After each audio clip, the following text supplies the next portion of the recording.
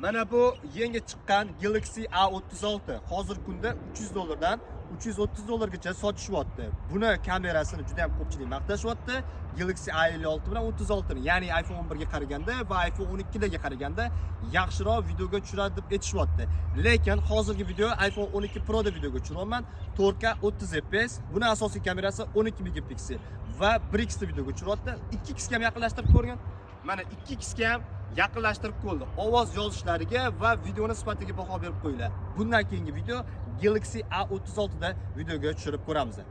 Mana bu iPhone 12 Pro chiqqaniga esa 5 yildan oshdi. Narxi esa $300 dan $350 gacha ishlatilgani. Hozirgi video Galaxy A36 da videoga tushirilyapti.